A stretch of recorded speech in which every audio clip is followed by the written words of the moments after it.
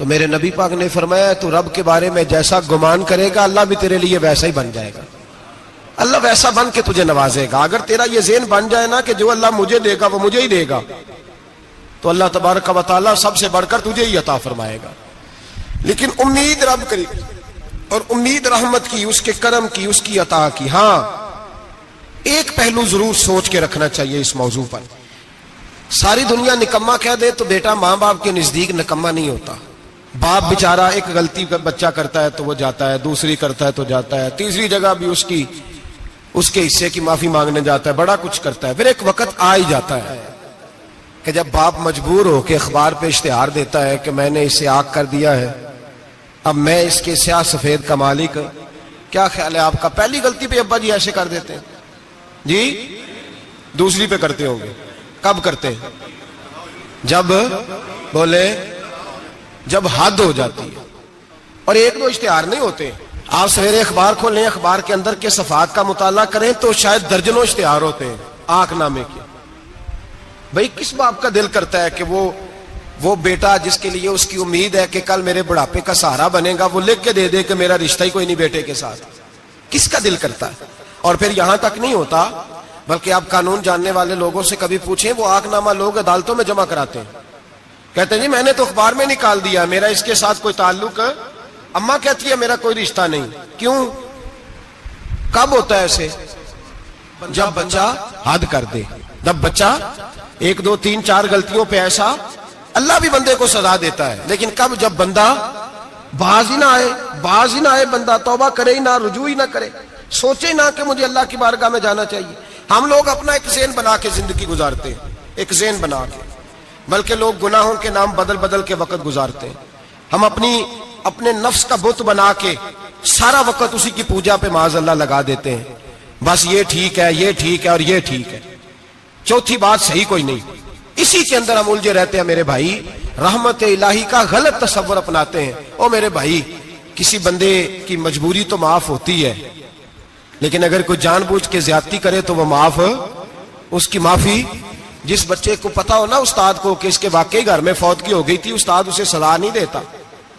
جس کا پتا ہو کہ واقعی یہ بیمار تھا تو استاد اسے کلاس میں کھڑا نہیں کرتا۔ جس کا پتا ہو کہ یہ زیادتی کر رہا ہے، جان بوجھ کے کر رہا ہے، استاد اسے ڈنڈوں سے مارتا ہے اور زیادہ مارتا ہے، کہتا ہے تو نالائق ہے، تو جان بوجھ کے کرتا ہے۔ میرے بھائی اللہ کی رحمت ہے، ہر ایک پہ برستی ہے، لیکن ایک بندہ کھڑا ہی ہو جائے رب کے مقابلے میں، وہ نہ نماز پڑھے، نہ مسجد آئے، نہ کوئی کام کرے، نہ وہ دین کی طرف توجہ کرے، نہ وہ کبھی اللہ سے استغفار کرے، نہ وہ کبھی جائز کام کی طرف توجہ کرے، ساری زندگی حرام کٹھا کرے، ناجائز کرے، تو اب تو نے حد کر دی۔ تیرے پاس غضب آیا نہیں، بلکہ تو نے غضب کو آواز دی ہے۔ تو نے اللہ کے غضب کو، بولیے، اللہ کے غضب کو، غضب ہونا اور ہوتا ہے اور غضب کو آواز دینا، بولیے، غضب کو آواز دینا، ان میں فرق ہے میرے بھائی، یاد رکھیں۔ ہم آواز دیتے ہیں غضب کو، غضب ہوتا نہیں۔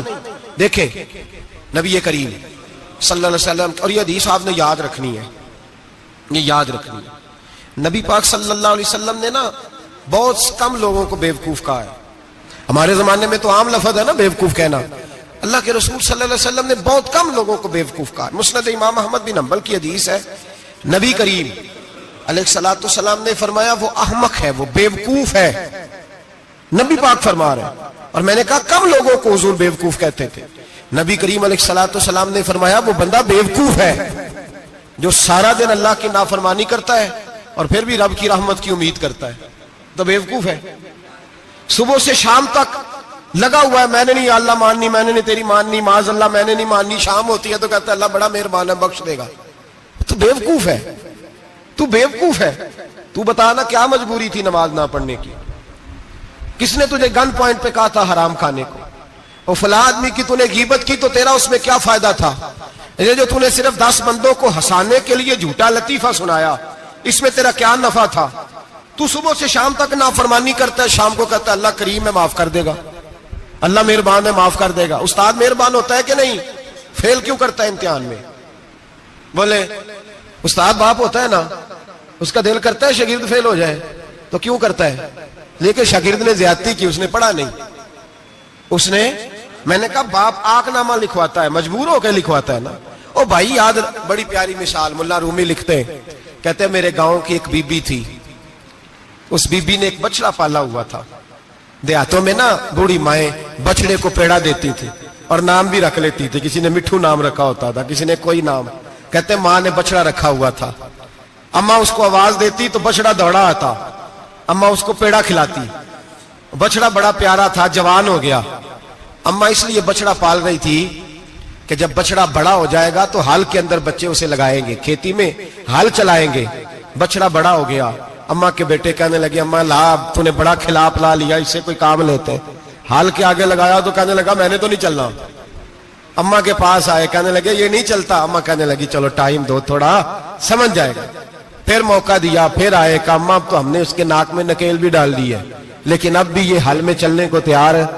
ملا رومی رحمت اللہ علیہ فرماتے ہیں پھر کہا اماں سے، اماں کہنے لگی چلو تھوڑا ٹائم اور دے دو، سیانا ہو جائے گا۔ تھوڑا ٹائم اور دیا، ڈنڈے بھی مارے لیکن وہ سیانا ہونے کو تیار ہے۔ اب اماں کے پاس آئے تو اماں مجبور ہو گئی، دل نہیں کرتا تھا، کہنے لگی جاؤ پھر کسائی کے ہاتھ بیچ ڈالو۔ وہ گیا کسائی کے پاس، اسے کاٹا گیا، اس کی کھال اتاری گئی، اس کے چھوٹے چھوٹے پیس کر کے کھا گئے لوگ۔ وہ ماں رو رہی تھی، لوگوں نے اماں سے کہا تجھے تو بڑا پیارا تھا، تو نے کٹوا کو دیا۔ تو اماں کہنے لگی پیارا تو بڑا تھا پر مانتا نہیں تھا، پیارا بڑا تھا، کاش بات مانتا، مقصد پورا کرتا تو کبھی بھی کاٹا۔ بھائی رب کریم نہیں چاہتا بندہ دوزخ میں جلے، اللہ کی رحمت نہیں چاہتی جہنم میں جلے، پر بندہ مانتا ہی نہیں، یہ تیار ہی نہیں ہوتا۔ یہ سویا ہوا ہے سویرے، یہ وہ گپے لگا رہا ہے عصر کے وقت، چوراہے پہ کھڑا ہے، نماز پڑھنے نہیں آیا۔ اس نے ساری زندگی میں درجنوں لطیفے سیکھ لیے، ہزاروں کہانیاں سیکھ گیا، قرآن پاک پڑھنا نہیں سیکھا۔ اس نے زندگی کی ہر چالاکی سیکھ لی ہے، نہیں سیکھی تو اپنے رسول کی حدیث نہیں سیکھی، نہیں سیکھا تو دین کی ضروری باتوں کو نہیں سیکھا۔ اب رب کی رحمت تو نہیں چاہتی کہ بندہ جہنم میں جائے، وہ تو مہربان ہے، لیکن رب کریم کا قانون کا تقاضا یہ ہے کہ جو احکام پورے نہیں کرے گا اسے پھر دوزخ میں ڈالا جائے گا۔ تو ہمارے بزرگ فرمایا کرتے تھے اصل بات یہ ہے کہ اللہ نہیں مسلمان کو دوزخ میں ڈالنا چاہتا، مسلمان اپنی مرضی سے چھلانگے لگا رہے ہیں، یہ خود چھلانگے لگاتا ہے، یہ باز نہیں آتا۔ آپ یقین کریں بڑی ذمہ داری کے ساتھ، بڑے خلوص کے ساتھ اور بڑی دیانتداری سے تجربے کی بات عرض کرتا ہوں، ہمارے بہت سارے گناہ ایسے ہیں جن گناہوں کا ہماری دنیا داری کو بھی کوئی فائدہ نہیں، کوئی فائدہ نہیں ہماری دنیا کو بھی اس غلطی کا۔ میری باتوں کی سمجھ آ رہی ہے آپ دوست؟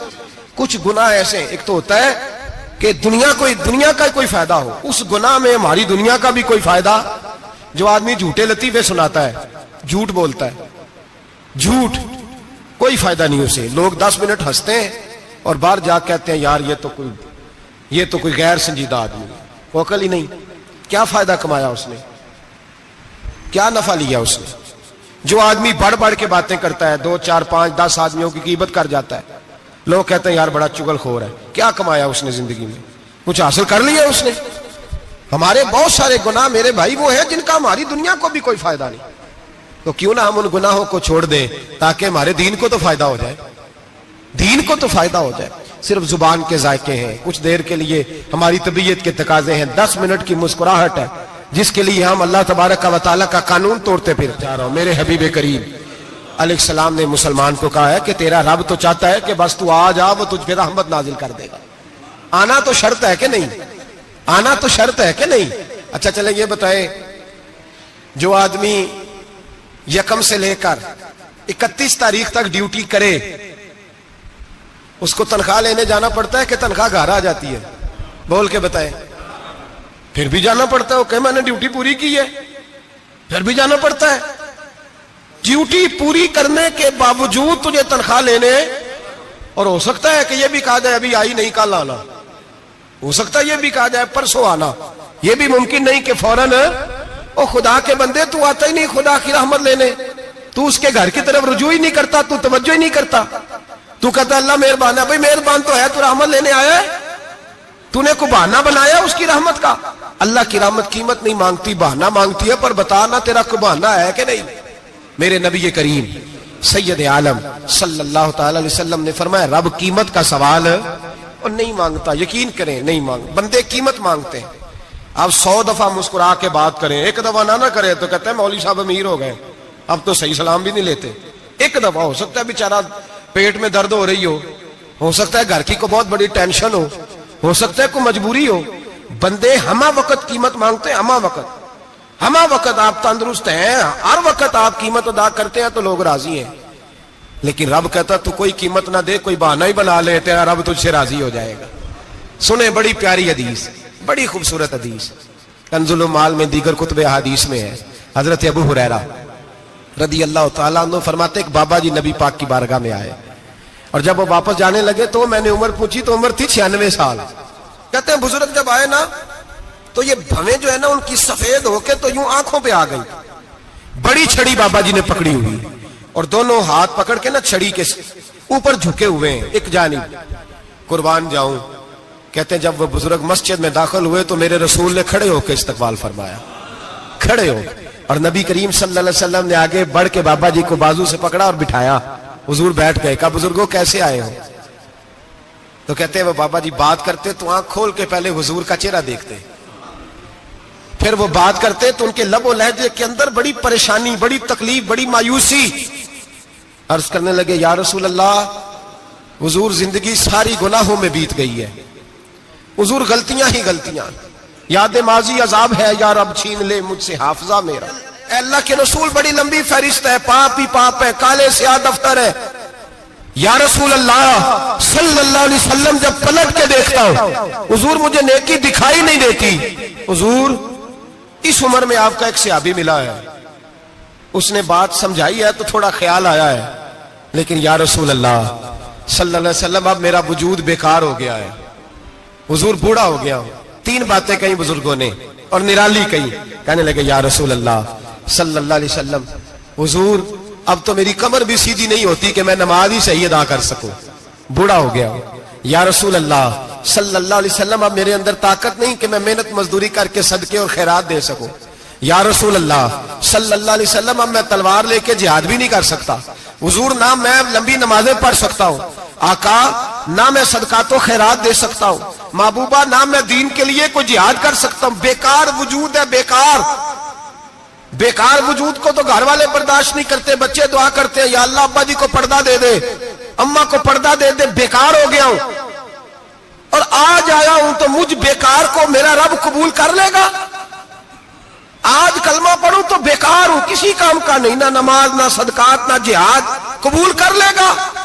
حضرت ابو ہریرہ فرماتے ہیں جیسے برسات میں بارش کی جھڑی لگتی ہے، یوں مصطفیٰ کی آنکھوں سے جھڑی لگ گئی، حضور کھل کے روئے، کھل کے۔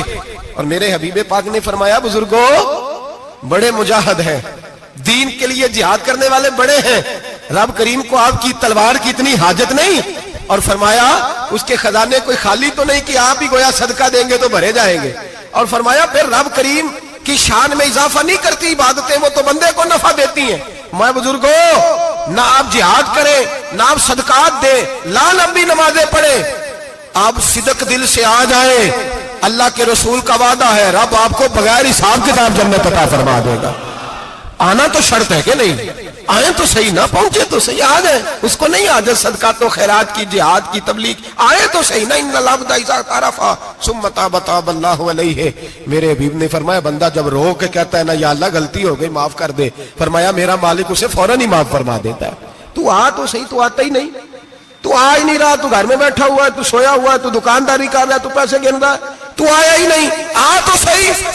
بلکہ میرے نبی پاک فرماتے ہیں جب اللہ پاک کا بھاگا ہوا غلام آتا ہے پھر تو اللہ زیادہ راضی ہوتا ہے، پھر تو اللہ زیادہ راضی ہوتا ہے، زیادہ راضی ہوتا ہے، تو آ تو صحیح، پہنچ تو صحیح۔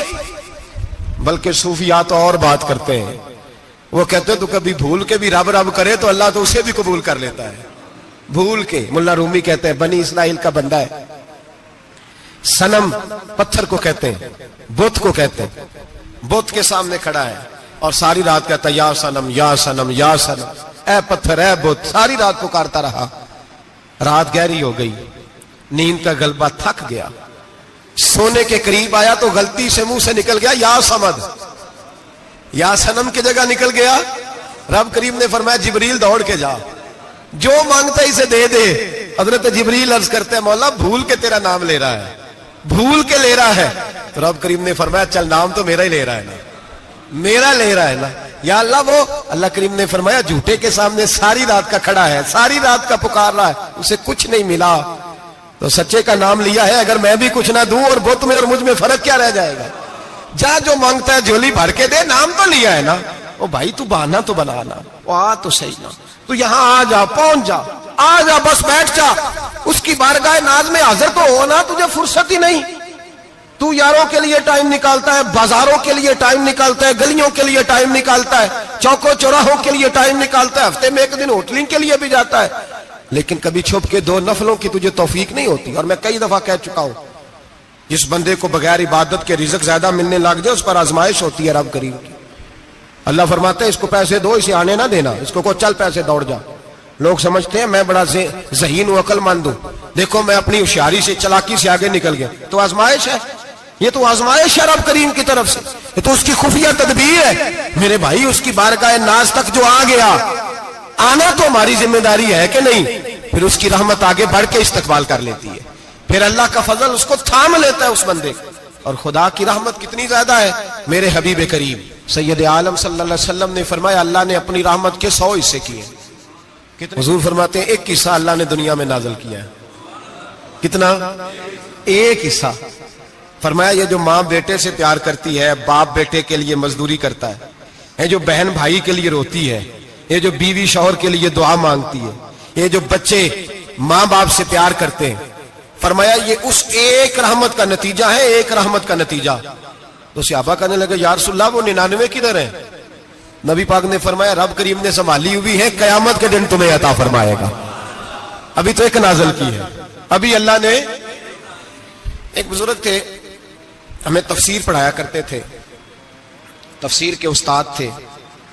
میں نے ان سے ایک دن کہا, میں نے کہا حضرت صاحب کچھ باتوں میں نا میں اڑ جاتا ہوں, میں اپنے آپ کو اتنا لائق نہیں سمجھتا, تو کہیں کہیں نا ذہن الجھ جاتا ہے, تو کبھی الجھ جاتا ہوں. ایک سوال کئی دنوں کا ہے, اصول تفسیر کا مسئلہ ہے, تو ذرا کچھ چیزیں ایسی ہوتی ہیں بزرگ کہتے ہیں جو کتابوں سے نہیں ملتی, صرف سینوں سے ملتی ہیں. کورس تو فقط لفظ ہی سکھاتے ہیں, یہ آدمی ہے جو آدمی بناتے. میں نے کہا صاحب یہ سمجھ نہیں آئی کہ یہاں بھی صاحب وہاں بھی صاحب. کہنے لگے جی کس طرح؟ میں نے کہا جی یہاں قبر میں بھی سوالوں کے جواب اور پھر قیامت میں بھی. مجھے کہنے لگے جاؤ امام راضی کی تفسیر اٹھا کے لاؤ. میں تفسیر ان کے سامنے لا کے رکھی تو کہنے لگے یہ سیدنا یوسف علیہ السلام کا واقعہ ذرا دیکھو تفسیر یوسف میں, اس میں ایک عجیب بات لکھی ہے. حضرت یوسف علیہ السلام کے زمانے میں قحط ہو گیا, تو جناب یوسف علیہ السلام نے, کیونکہ آپ اللہ کے نبی سے پہلے سے جان گئے قحط ہوگا, تو حضرت یوسف نے گندم پہلے سٹاک کر لی تھی بہت زیادہ. باقی علاقوں میں جب قحط پڑا نا, اب سب لوگوں نے مصر کی طرف رجحان کیا گندم لینے کے لیے. تو حضرت یوسف علیہ السلام نے نا شہر کے دروازے پر بندے کھڑے کر دیے. فرمایا جو بندہ آئے نا اس سے 2 سوال پوچھنا. جو آئیں گے لوگ گندم خریدنے, جو آئے 2 سوال پوچھنا. ایک پوچھنا کہاں سے آیا ہے, اور ایک پوچھنا لے کے کیا آیا ہے. ایک پوچھنا, سمجھ آ رہی ہے بات, اور دوسرا پوچھنا کہ لے کے سونا لے کے آیا ہے, چاندی گندم خریدنی ہے تو کیا چیز لے کے آیا ہے, کہ نقد پیسے لایا ہے, یہ پوچھ لینا. جو آئے 2 باتیں پوچھنا. ایک پوچھنا کہاں سے آیا ہے, اور دوسرا پوچھنا کیا. ایک روایت میں 3 سوال بھی ہیں, لیکن فرمایا پوچھنا 2 سوال ضرور. انتظار تھا نا بھائیوں کا کنان سے آنے والوں کا. فرمانے لگے سب سے 2 سوال پوچھنا, جب کنان والے آئے نا ان سے صرف اتنا پوچھ لینا کہ وہ کہاں سے آئے ہیں. اگر پوچھے نا کنان سے آئے ہیں تو پھر یہ نہ پوچھنا کیا لے کے آئے ہیں, پھر میں جیب میں خود ٹٹول لوں گا وہ کیا لے کے آئے. باقیوں سے 2 سوال. جب میرے بھائی آئے نا, بھائی بھائیاں دے ویری ہوندے تے بھائی بھائیاں دیاں باواں, جب میرے بھائی آئے تو ان سے یہ نہیں پوچھنا کہ وہ کیا, بس یہ پوچھنا کہ کہاں سے, اتنی بات پوچھنا, باقی میں پوچھ لوں گا. آپ فرمانے لگے رب بھی فرشتوں سے کہتا ہے تم قبر میں نا میرے بندوں سے زیادہ سوال نہ کرنا, بس یہ پوچھ لینا مجھے مانتے ہیں, میرے نبی کو مانتے ہیں. قبر میں تم اتنے سوال پوچھ لینا, باقی لے کے کیا ہے وہ میں خود ہی پوچھ لوں گا. فرشتوں کے سامنے رب کریم اپنے بندے کو بے آبرو کرنا, بس تو یہ بتا دے اللہ رسول کو مانتا ہے کہ نہیں. باقی جو تیرا حساب کتاب ہے نا, اللہ فرماتے ہیں میں قیامت میں کر لوں گا, میں پوچھ لوں گا اس کا کیا علاج کرنا ہے, بس تم اتنا بتا دو مجھے مانتے ہو, میرے رسول کو, میرے بھائی, میرے نبی کریم.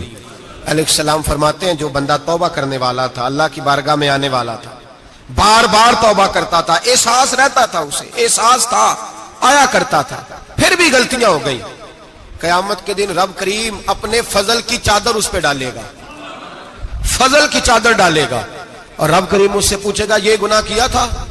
اور نبی پاک فرماتے ہیں اس نے بڑے بھی گناہ کیے, اللہ چھوٹے چھوٹے گناہوں کے بارے میں پوچھے گا, یہ غلطی کی تھی, یہ گناہ, بندہ ڈر رہا ہے, وہ کہہ رہا ہے پتہ نہیں سزا کیا ملے گی, کیونکہ دنیا میں بھی ڈرتا رہا, یہاں بھی ڈر رہا ہے. شرط یہ ہے کہ احساس والا ہو, آتا رہو, پھر بھی غلطیاں ہو گئی, خیال کرتا تھا, محنت کرتا تھا, نیک ہونے کی جدوجہد کرتا تھا, کوتاہیاں رہ گئی, یہ گناہ کیا تھا یا اللہ بھول گیا تھا, یہ گناہ کیا اللہ مجھ سے غلطی ہو گئی, یہاں بھی کیا تھا یا اللہ غلطی ہو گئی.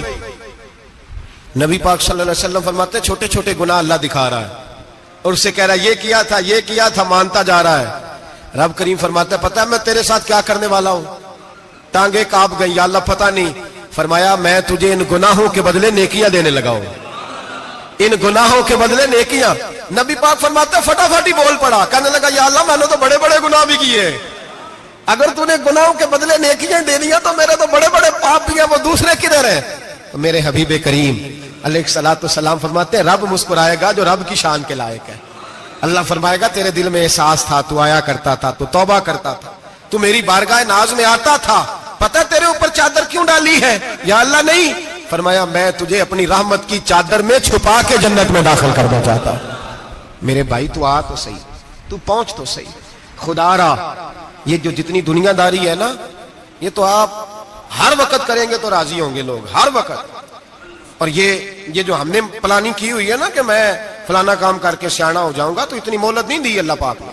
وہ کہتا فوراً آ, اپنی منصوبہ بندی بدلیں, رحمت الہی کی جانب توجہ کریں, اپنا ذہن رب کریم کے بارے میں کرم والا بنائیں, اور یہ ارادہ کریں کہ میں اس کی بارگاہ میں آؤں گا تو وہ مجھے عطا کرے گا.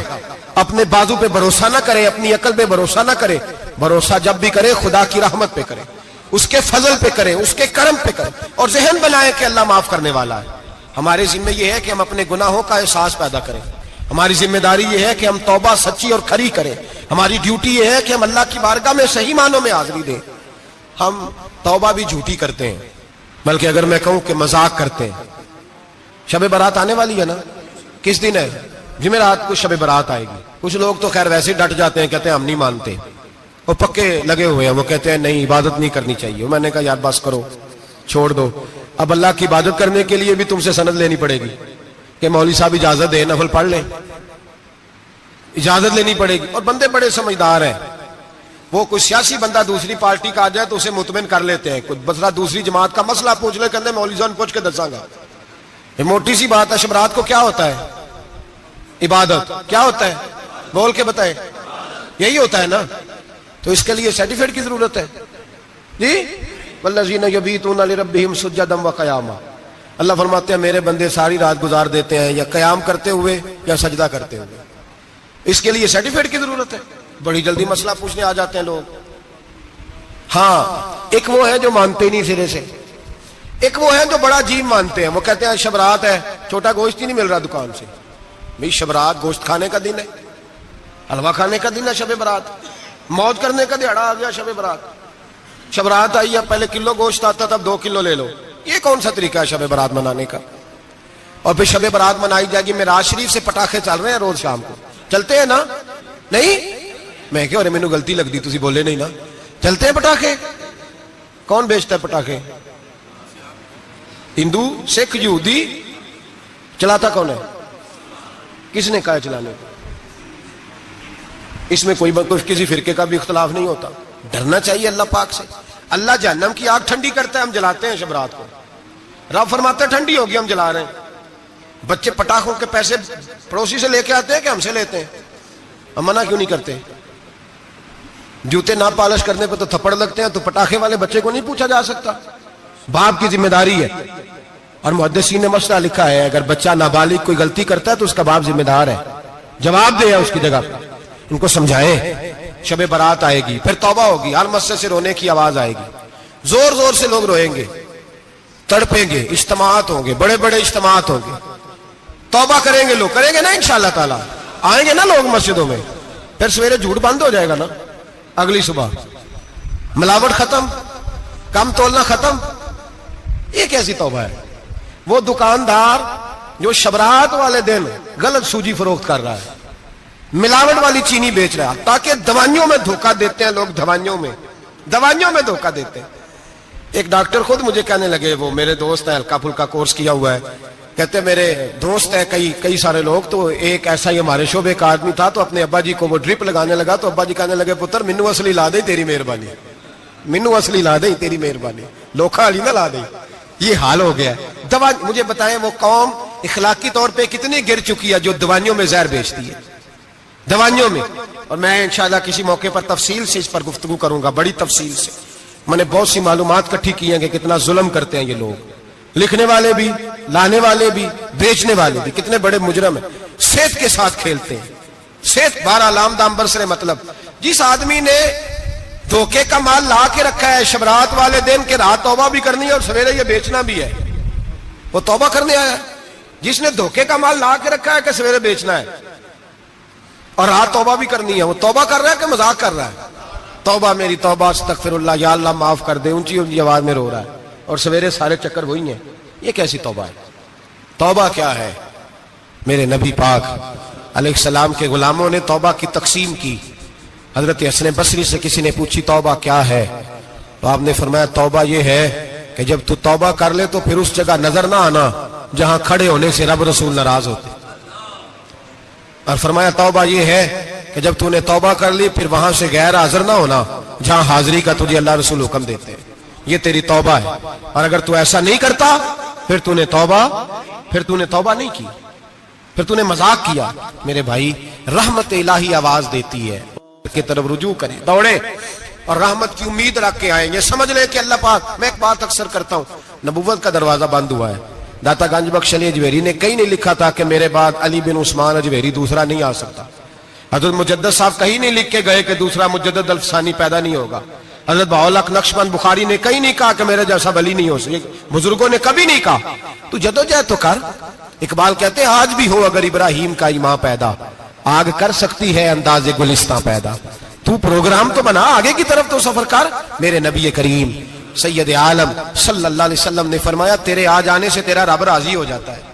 جب تو آتا ہے تو تیرا اللہ راضی ہو جاتا ہے. یہ جو ہماری مشکلات ہوتی ہے نا, جن میں ہم الجھے ہوتے ہیں, وہ جو ہمیں جادو ہو جاتا ہے, تویز کر دیتے ہیں ہمارے قریبی رشتہ دار, وہ تویز نہیں ہوتے, وہ ہمارے اعمال کی سزا ہوتی ہے, ہمارے اعمال کی سزا ہوتی ہے. ہم وہ ڈھونڈتے پھرتے ہیں کہ بابا مل جائے پھونک مارے صحیح کر دیں, حالانکہ وہ ہمارے اعمال کی سزا ہے. ہمیں اپنی تربیت کرنی چاہیے ہمیں. اور ویسے بھی دم درود تویز دھاگا میں اکثر کہا کرتا ہوں, میں کہتا ہوں میں نے کسی کتاب میں نہیں پڑھا کہ کوئی بندہ نبی پاک سے یمن سے دم کرانے آیا ہو کہ میں حضور سے دم کرانے جا رہا ہوں, مصر سے آیا ہو دم کرانے, شام سے دم کرانے آیا ہو. میرے نبی پاک کے پاس جو بھی آیا کرتا تھا نبی پاک کا دین سیکھنے آیا کرتا تھا. دم درود تو ایک ضمنی چیز ہے, ذلی چیز ہے, ہو گیا تو ٹھیک ہے, ورنہ اللہ پاک اگر بیماری میں راضی ہے تو نبی پاک نے خود بیماری کو سینے سے نہیں لگا کے رکھا. خود اللہ کے محبوب سید عالم صلی اللہ علیہ وسلم کا وصال بیماری کے ساتھ ہوا, تو بیماری تو مریدنی ہے میرے نبی پاک کی, وہ تو کنیز ہے حضور کے گھر کی. عام دام برسر مطلب کھری توبہ, سچی توبہ. اور کس طرح کی توبہ؟ میرے نبی کریم علیہ الصلوۃ والسلام نے ایک دن صحابہ سے پوچھا ایک بات تو بتاؤ, بخاری مسلم کی حدیث ہے, یا رسول اللہ پوچھئے. نبی پاک صلی اللہ علیہ وسلم نے فرمایا اگر کوئی آدمی صحرا میں سفر کر رہا ہو, بہت بڑا صحرا ہو, اونٹ پر اس کا سفر ہو اور اس نے اونٹ پر کھانے پینے کا سامان باندھا ہو, پیسے بھی رکھے ہو, پانی بھی رکھا ہو, تھک گیا سفر کرتا کرتا, درخت کی ایک ٹہنی کے ساتھ اونٹ کی نکیل باندھی اور درخت کے نیچے لیٹ گیا آرام کرنے کے لیے. اللہ کے حبیب فرماتے ہیں اچانک اس کی آنکھ لگ گئی. جب جاگا تو اس نے دیکھا کہ اونٹ تو غائب ہو گیا ہے, اب نہ کھانا ہے, نہ پانی ہے, نہ پیسے ہیں, اور صحرا بڑا لمبا ہے, پیدل سفر بھی نہیں کر سکتا. تھوڑا سا ڈھونڈا, پھر موت کا انتظار کرنے لگا, سوچنے لگا اب موت آئے گی, اب مر جاؤں گا. اللہ کے محبوب فرماتے ہیں تھوڑی دیر گزری, جب بالکل مایوس ہو گیا تھا تو اچانک نظر پڑی تو اونٹ اس کا سامنے کھڑا تھا. نبی پاک سے صحابہ سے پوچھتے ہیں بتاؤ, اس کی کل کائنات اجڑ گئی تھی, رات ضائع ہو گئی تھی, ہر شے لٹ گئی تھی, دوبارہ اسے مل گئی ہے, بتاؤ اسے کتنی خوشی ہوگی. صحابہ کہنے لگے یا رسول اللہ نئی زندگی مل گئی اس بندے کو, وہ ساری دنیا سے زیادہ راضی ہے. تو میرے کریم رسول صلی اللہ علیہ وسلم نے فرمایا رب کریم کا نافرمان بندہ جب اس کی بارگاہ میں آ کے توبہ کرتا ہے تو اللہ اس سے بھی زیادہ راضی ہو جاتا ہے. نافرمان جب آ کے کہتا ہے یا اللہ معاف کر دے آئندہ نہیں کرتا، میں اللہ تو راضی ہو جاتا ہے. اور حبیب پاک علیہ السلام فرماتے ہیں وہ اتنا کریم ہے، جب بندہ اپنے رب سے صلح کر لیتا ہے، توبہ کر لیتا ہے، تو اللہ زمین کو کہتا ہے تو بھول جا میرے بندے نے گناہ کیا ہی نہیں. آسمان سے کہتا ہے تو بھول جا میرے بندے نے گناہ کیا ہی نہیں. پھر رب کریم فرشتوں سے فرماتا ہے کہ مٹا دو جو تم نے لکھا تھا، میں نے اپنے بندے کے ساتھ صلح کر لی ہے. شب برات کو آئیں گے مسجد میں انشاءاللہ؟ کتنے بجے؟ ہاں نہیں جو سوچے ہی نہیں ہے اس پاسے تھے. عصر کے وقت مسجد آئیں شب رات. کتنے بجے جی؟ عصر کے وقت آئیں، غسل کریں، مسجد آئیں، عصر کے بعد درود شریف پڑھیں اور مغرب سے لے کر فجر تک عبادت کریں. مغرب میں شام شروع ہو جاتی ہے. ایک رات جاگ کے دیکھیں، جاگنا پڑتا ہے. مریض ہو جائے تب بھی جاگنا پڑتا ہے، دکھ لگ جائے تب بھی وہ جگا لیتا ہے. بڑے بڑے جاگتے ہیں، بڑے بڑے جاگ لیتے ہیں، وہ جگا لیتا ہے. تندرستی بھی، صحت بھی، دولت بھی، اے سی بھی، پلنگ بھی بڑا اچھا، لیکن اگر وہ نیند نہ دینا چاہے تو بندہ ساری رات ہی تڑپ کے جاگتا ہے، تڑپ کے. اور بھوکا اتنا، روٹی کا بھوکا اتنا پریشان نہیں ہوتا جتنا نیند کا بھوکا پریشان ہوتا ہے. الجھ جاتا ہے انسان، وہ جگا لیتا ہے قبل اس کے کہ وہ خود جگائے، خود بخود جاگ جائے. مغرب سے لے کر فجر تک نماز پڑھیں، ذکر کریں، درود پاک پڑھیں، محفل میں شرکت کریں. میرے رسول کریم علیہ الصلوۃ والسلام کی پیاری زوجہ ام المومنین سیدنا عائشہ صدیقہ رضی اللہ تعالیٰ عنہ کہتی ہیں حضور رمضان کے علاوہ سب سے زیادہ روزے شعبان میں رکھتے تھے، گویا پریکٹس ہوتی تھی رمضان کی. میں نے عرض کیا یا رسول اللہ صلی اللہ علیہ وسلم اتنے روزے کیوں رکھتے ہیں، ابھی رمضان تو آگے ہے؟ تو نبی پاک نے فرمایا عائشہ اس مہینے میں بندے کا عمل اللہ کی بارگاہ میں جاتا ہے، میں چاہتا ہوں جب میرا عمل جائے تو میں نے روزہ رکھا ہوا ہوں. کثرت سے روزہ رکھیں اور میرے بھائی بدل جائے. میرے نبی پاک نے فرمایا غنیمت جان اگر صحت ہے تو بیماری آنے سے پہلے غنیمت جان جا، یہ چلی جائے گی. بیمار آدمی سے کچھ بھی نہیں ہوتا، غنیمت جان لے لمحوں کو کچھ کر لے. اور اگر تیرے پاس فرصت ہے تو غنیمت جان لے مصروف ہونے سے پہلے. میرے حبیب کریم سید عالم علیہ السلام کے غلام فرماتے ہیں کہ نبی پاک صلی اللہ علیہ وسلم نے ہمیں مثال دے کے سمجھایا. مدینے میں جو قبیلہ سب سے زیادہ بکریاں پالتا تھا وہ بنو کلب کا قبیلہ تھا، اور فرماتے اتنی بکریاں تھیں کہ ان کی بکریاں ہم نے کبھی نہیں گنی تھی. نبی پاک علیہ السلام نے فرمایا جب شعبان کی 15ویں رات آتی ہے، یہ ترمذی کا لفظ ہے، فرمایا جب شعبان کی 15ویں رات آتی ہے تو بنو کلب کے قبیلے کی بکریوں کے بالوں کی تعداد کے مطابق اللہ میری امت کے افراد کی بخشش فرما دیتا ہے. اور صحابہ کہتے ہیں ہمیں لگتا یوں ہے کہ چونکہ ہم نے جو چیز سب سے زیادہ دیکھی تھی وہ بنو کلب کی بکریاں تھی، اس لیے نبی پاک نے ہمیں سمجھانے کے لیے ان کی بات کی، ورنہ اگر ہم نے اس سے زیادہ کچھ شاید دیکھی ہوتی تو نبی پاک اس کا نام بیان فرماتے. ہمیں سمجھانے کے لیے فرمایا بنو کلب کے قبیلے کی بکریوں کے بالوں کی کسی ایک بکری کے بال بھی بندہ گن سکتا. اور حضور نے فرمایا جو سب سے زیادہ بکریاں پالتے ان کی تعداد کے مطابق حضرت عائشہ صدیقہ رضی اللہ تعالیٰ عنہ فرماتی ہیں جنت البقیع میں حضور جایا کرتے، قبرستان میں، قبرستان کے کونے میں. اللہ کے رسول کو میں نے نماز پڑھتے بھی دیکھا 15ویں رات کو، اور فرماتی ہیں حضور بقیع والوں کے لیے بخشش کی دعا بھی کرتے. قبرستان بھی جائیں شب برات کو، ان کے لیے دعا بھی کریں. اور پھر میرے بھائی شب برات کو للہیت کے ساتھ آئیں، لوٹنے کا پروگرام بنائیں. اس سے قبل کے رب کریم خود جکڑ کے لے آئے، خود بخود آئیں، اس کے کرم کی طرف توجہ کریں، اس کی رحمت کی طرف توجہ کریں. میرے رسول کریم صلی اللہ علیہ وسلم کے پاس ایک دیہاتی آئے، مولا علی شیر خدا فرماتے ہیں میں بھی حاضر تھا. کہتے ہیں کبھی کبھی سادے بندے آتے تھے پر بڑی عجیب ہی بات کر جاتے تھے. کہتے ہیں ایک دیہاتی آئے، تامت باندھی ہوئی اور سادہ رومال کندھے پہ رکھا ہوا ہے. نبی پاک کے پاس آئے اور حضور سے دل لگی کرنے لگے، حضور سے دل لگی کرنے لگے، میٹھی باتیں کہنے لگے یا رسول اللہ ایک مسئلہ پوچھنے آیا ہوں. فرمایا پوچھو. عرض کرتے ہیں حضور قیامت میں حساب کون لے گا؟ قیامت میں اب کس کو نہیں پتا کون حساب لے گا، دل لگی کی بات ہے نا، کون لے گا؟ نبی پاک نے فرمایا اللہ حساب لے گا. تو کہتے ہیں اس نے نا اور جملہ کہا تو ہم اس کی بات پہ حیران ہو گئے. کہنے لگے یا رسول اللہ واقعی اللہ حساب لے گا؟ تو کہتے ہیں نبی پاک مسکرائے، فرمانے لگے تجھے تیری ماں روئے، میں سچی تو کہہ رہا ہوں، تو کس طرح کی بات کر رہا ہے، اللہ حساب لے گا. حضرت علی فرماتے ہیں اس نے رومال اٹھایا کندھے پہ رکھا، کہنے لگے یا رسول اللہ اگر رب حساب لے گا تو پھر اس نے معاف ہی کر دینا ہے. یہ کہہ کے وہ چلا گیا, یہ لفظ کہہ کے وہ چلا گیا. تو حضرت مولا علی کہتے ہیں میں نے حضور کا چہرہ دیکھا تو گلاب سے بھی زیادہ کھلا ہوا تھا, میں نے نبی پاک کا چہرہ دیکھا تو چاند سے بھی زیادہ روشن تھا. میں نے کہا حضور یہ کیا کہہ گیا ہے؟ نبی پاک نے فرمایا بندہ بڑا سادہ تھا, بات بڑی پیاری کر گیا ہے, بڑی پیاری کر گیا ہے. حضور نے فرمایا علی رب کریم ہے, اور کریم جب غالب ہوتا ہے تو کرم ہی فرمایا کرتا ہے, وہ کرم ہی کرتا ہے, وہ معاف ہی کرتا ہے, وہ معاف ہی کرتا ہے. اللہ معاف کرتا ہے, پر میں نے کہا کوئی معافی لینے آئے ہی نہ, تو کوئی معافی لینے. ایک اور بات بھی آخر میں سمجھانی ہے آپ کو, وہ بھی سمجھ لیں. ہم جب کسی رشتہ دار کو راضی کرنے جاتے ہیں نا, ناراض ہو, تو ہمیں پتہ چل جاتا ہے کہ یہ وقت ٹپانے آیا یا راضی ہو گیا. دو قسم کے لوگ ہوتے ہیں, کہتے ہیں چلو برادری آ گئی ہے میں چلتا ہوں, پر کس طرح ٹائم پہ ٹائم آؤں گا, 200 دے کے گھر آ جاؤں گا. اور جو راضی ہو جاتے ہیں نا, وہ 2 دن پہلے آتے ہیں, دیگوں کا بھی خیال کرتے ہیں, ملاقات کرتے ہیں, وہ کپڑے بھی نہیں بدلتے. فرق ہوتا ہے راضی ہونے میں. بات کی سمجھ آ رہی ہے آپ؟ ہم توبہ کرنے آتے ہیں اللہ کی بارگاہ میں, کیا ہمیں پتہ نہیں چلتا کہ ہم نے توبہ کیا, رب راضی ہوا ہے کہ نہیں ہوا؟ ہمارا ایمانی رشتہ تو ہے نا اپنے رب سے, روح کا تعلق تو ہے نا, تو ہمیں اندازہ ہوتا ہے کہ اللہ راضی ہو گیا کہ نہیں. اندازہ تو ہونا چاہیے نا ہمیں. یہ بات کہنے کی نہیں, یہ بات محسوس کرنے کی ہے, اس کو محسوس کریں. ہم جب اللہ کی بارگاہ میں آئے تو پھر ہمیں اندازہ ہونا چاہیے کہ میں نے منا لیا ہے کہ نہیں منا سکا, میں اس کو راضی کر کے اٹھ رہا ہوں کہ نہیں اٹھ رہا.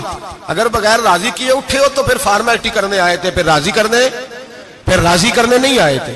حضرت فضیل ابن عیاض رحمۃ اللہ تعالی علیہ فرماتے ہیں کہ دن میں نے سر سجدے میں رکھا اور میں نے کہا خدا بندہ آج مجھے پتا چلے گا کہ تم مجھ سے راضی ہے کہ ناراض ہے, تو پھر ہی میں اٹھوں گا. آپ فرماتے ہیں مجھے چاروں کونوں سے آواز آنے لگی کہ تیرا رب راضی ہو گیا. اور فرماتے ہیں جس جگہ میں سجدہ کر رہا تھا وہ زمین بھی بولنے لگے کہ بس کر دے, عرش کا مالک تجھ سے راضی ہو گیا ہے. لیکن شرط یہ ہے, حضرت حبیب اجمی رحمت اللہ علیہ فرماتے ہیں میں سود کا کاروبار کرتا تھا توبہ کرنے سے پہلے. کئی دفعہ میں نے توبہ کی تھی, لیکن میری اس توبہ کے اندر صداقت نہیں ہوتی تھی. میرا دل بھی گواہی دیتا تھا کہ یہ نا بہت سارے بندے کہتے ہیں آئندہ نہیں کرتا, وقت ٹپاتے ہیں, جس طرح بندوں کو دھوکہ دیتے ہیں اس طرح معاذ اللہ توبہ بھی اسی طرح کی کرتے ہیں, لیکن بعد میں دوبارہ اسی ڈگر پہ چل نکلتے ہیں جس پہ پہلے ہوتے ہیں. آپ فرماتے ہیں میں کئی دفعہ توبہ کرتا تھا تو توڑ دیتا تھا. آج میں نے توبہ کی. کس طرح کی؟ سود کا میں دھندا کرتا تھا تو میں سود کے پیسے لایا, گوشت پکنے کو دیا بیوی کو, سود کے پیسوں کا. میری بیوی نے ہنڈیا چڑھائی, تھوڑی دیر گزری تو وہ سارا گوشت خون بن گیا. میری بیوی اٹھا کے لائی, کہنے لگی لے جا, یہ جو تو غریبوں کا خون نچوڑ کے لایا تھا نا یہ خون بن گیا, خود بھی پی اور اولاد کو بھی پلاؤ. کہتے ہیں میں نے سچی توبہ کا فیصلہ کیا. آج پہلے میں سچی توبہ کا ارادہ نہیں کرتا, آج سچی توبہ کا فیصلہ کیا اور میں نکلا. حضرت حسن بصری کے پاس گیا, ان کی بیعت ہوا, توبہ کی, انہوں نے مجھے اعمال بتائے, کھری توبہ کی. کہتے ہیں جب توبہ کے لیے گھر سے نکلا تو چھوٹے چھوٹے بچے کھیل رہے تھے.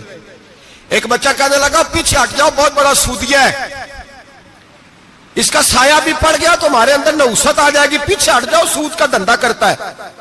کہتے ہیں مجھے اور چوٹ لگی کہ یا اللہ تیری چھوٹی چھوٹی مخلوق بھی یہ سمجھتی ہے. کہتے ہیں میں توبہ کرنے گیا تو کھری توبہ کر کے آیا, حضرت حسن بصری کے پاس رو کے توبہ کی. میں وہاں سے واپس آیا تو بچے ابھی کھیل رہے تھے. کہتے ہیں وہ بچہ جو پہلے بولا تھا کہ پیچھے ہٹ جاؤ بڑا سود والا ہے, نحوست پڑ جائے گی, وہ بچہ پھر آواز دے کے کہنے لگا دوستو پیچھے ہٹ جاؤ, رب کریم کا ولی آ رہا ہے, اللہ کا بندہ آ رہا ہے. کہیں ایسا نہ ہو ہمارے پیروں سے گرد اڑے اور اس ولی کے اوپر پڑے اور اس کی توہین ہو جائے, اللہ ہم سے ناراض نہ ہو جائے ولی کی توہین کر کے, پیچھے ہٹ جاؤ. آپ فرماتے ہیں میں نے تڑپ کے آسمان کی طرف دیکھا اور میں نے کہا یا اللہ مجھے سمجھ آ گئی ہے کہ کھری توبہ کیا ہوتی ہے, سچی توبہ, اصل توبہ کیا ہوتی ہے. جھوٹ موٹ کی توبہ نہ کریں. شب برات کو آئیں, اور بڑا دیانتداری کا مشورہ دیتا ہوں, دل کو سنبھال کے آئیں. اگر جھوٹ نہیں چھوڑنا, فریب نہیں چھوڑنا, ہم نے مسجد کی حاضری کی پابندی نہیں کرنی تو پھر توبہ کے لفظ پکارنا دھوکہ ہے, پھر یہ دھوکہ ہے, پھر یہ مذاق ہے, پھر مذاق نہ کریں. آنا ہے تو کھری توبہ کے ارادے سے آئیں, کھل کے آئیں. انشاءاللہ ہر سال ہم بھی ساری رات یہاں بیٹھتے ہیں, آپ سے بھی گزارش کریں گے کہ چھٹی نہ کریں, وقت پہ آئیں, مغرب میں آئیں, نوافل ادا کریں, عشاء کے بعد نوافل پڑھیں. محفل کرنے کا مقصد یہ ہوتا ہے کہ تلاوت سے دل نرم ہوتا ہے, نعت سے دل نرم ہوتا ہے، تقریر سے انسان کی سوچ بدلتی ہے، توبہ کی طرف جاتی ہے۔ یہ سارے کام کر کے جب بندہ استغفار کرتا ہے، توبہ کرتا ہے، تو اس کے لیے آسان ہو جاتا ہے، ذہن بن جاتا ہے۔ اس لیے واعظ بھی ہوگا، ذکر بھی ہوگا، دعا بھی ہوگی۔ وقت کو ضائع نہ کریں، رمضان قریب آنے والا ہے۔ بزرگ کہتے ہیں اگر شب برات پہ سچی توبہ کر لو گے تو پھر رمضان میں جو نیکیاں کرو گے وہ تمہارے پاس سٹاک بن جائے گا، وہ تمہارے پاس خزانہ اکٹھا ہو جائے گا۔ توبہ ابھی سے کر لو، معاملات ابھی سے سمیٹ لو، تاکہ جب رمضان آئے تو پھر نیکیاں خزانہ بن کے جمع ہو۔ ہمیشہ مدحت خیر الانام میں گزرے، دعا ہے یہ عمر درود و سلام میں گزرے۔ آخر دعوانا